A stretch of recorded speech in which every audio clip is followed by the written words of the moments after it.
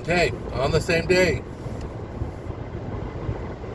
December 18th. So today, I'm going to go pick up Dad after work.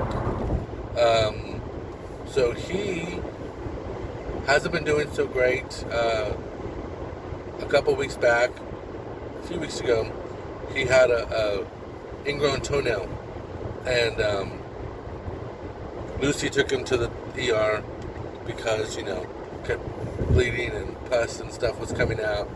So they took him to the ER. They was in there for a while. They gave him some antibiotics because they couldn't touch his toe because he's diabetic, and it was an ingrown toenail, so you need to go to a podiatrist to have that worked on. So they didn't do anything. They gave him antibiotics. The next day, he had an appointment with his doctor. Talked to his doctor. Dad coughs a lot. He coughs a lot, and when he got home, he kept on coughing and choking and throwing up. And so Lucy took him again to the ER, and they admitted him. They didn't know what was wrong with him. His throat was real raw from throwing up and all the acid and everything.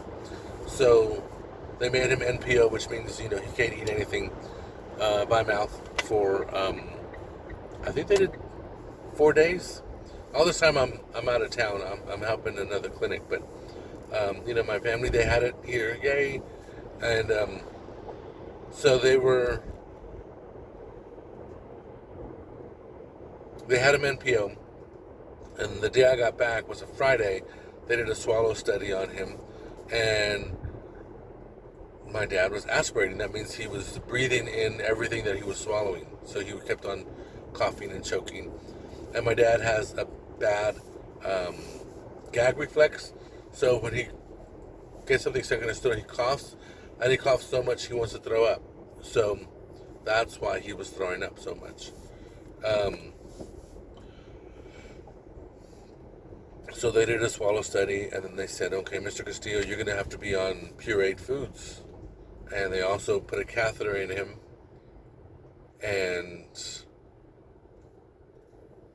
I talked with the doctor, and I asked the doctor, can you please make sure my dad doesn't drive. Tell him that he cannot drive anymore. Because he still drives. 84 years old, and still driving. Little bumps, accidents, but nothing major, thank God. But I know that if my dad was going to be in an accident, that would be it. He's a frail little guy, and he would probably end up killing someone and probably himself too in the process. But so I asked the doctor to do that. Coming from a doctor, it's more revered, I guess. He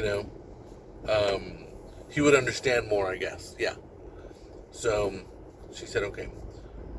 Then it was looking real bleak because she was like, the doctors at the hospital were saying, your dad is going to be like this forever. He's going to be on a pureed diet. He's not getting out of bed. He's not doing any walking. The catheter, she said, is going to stay there because he has an enlarged prostate. It's hard for him to pee. So they're going to have the catheter in. And, this is coming from my dad. Coming from a man who would do everything by himself, drive, go to McDonald's, get coffee, get whatever he wanted to eat, drive himself home, eat it there at the house. From that to not doing none of that stuff. Thick liquids, he's going to have pureed foods. So it was a big challenge for all of us. We had to figure out what we're going to do. I asked the doctor to put him in a rehab facility, and so she did. She was going to discharge him home, but she put him in a rehab facility. They helped him with his swallowing. He went from pureed foods to mechanical soft to now regular foods and regular liquids. They also took out the catheter. He's walking, not as much, but he's doing what he needs to do, which is great. I'm very proud of him. He's done a lot. And so instead of sending him, because we had all talked as well and talked about sending him to assisted living, which is going to cost an obnoxious amount of money, we felt we need to give it a shot, and help Dad. Let him know that we're going to do the best we can to help him stay in his apartment. So what we're doing is each one of us is taking a week, to be with Dad, take care of him, be with him, sleep there at the house, or take him home, for a week and watch him. Got to get his food ready for him and stuff. Because, if Dad, it was up to Dad, he would sit there in his chair all day and he would just eat, there and live in his chair, watch TV, and he's fine. But if we're there to help him, motivate him, move him around, maybe he get out of the chair, a little bit. I don't know. But we got to give it a shot. At least we can say and not have any guilt that we did it, We helped my dad as much as we could. And if he can see that we can't do it, and if we can see we can't do it, then, we need to put him in a facility. Or in someone's home. That's another option. But sometimes when people are in the hospital and they get really sick, like I really thought my dad wasn't coming out. He looked really bad. But he surprised us and he's coming back. He's coming home today. But sometimes people, and I'm not jinxing my dad, but sometimes people do really well and then there's a plateau. Not a plateau, there's a sudden drop.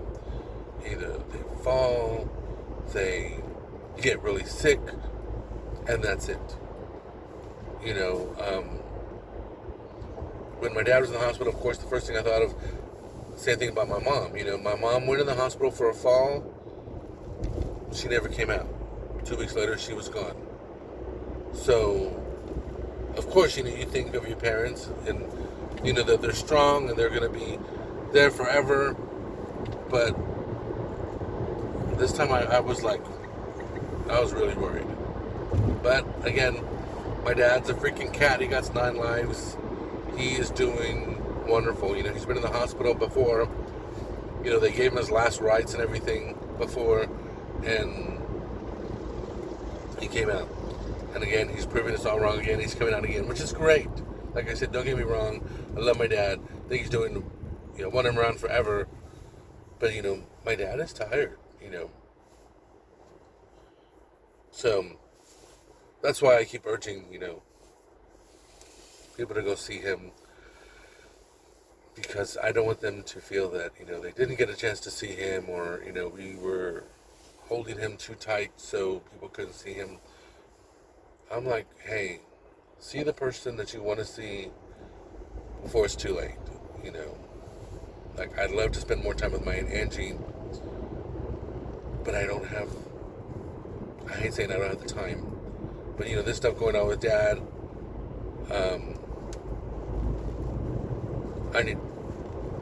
I need to prioritize, and that's my priority right now. Of course, when it's not my week, yes, I'll go and see Angie.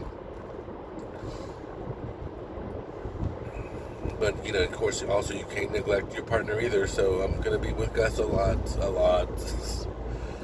But anyway, so that's it. That's what's happening today. I'm going to go pick up Dad. I already got my clothes packed. Got some stuff from home, some supplies I need, like, the chopper, cookie sheets. I'm going to make some cookies while I'm there. Dang it, I forgot the recipe at home. The cookie sheets. What else am I making? Oh, we're going to meet at the house for Christmas. Hope y'all can make it.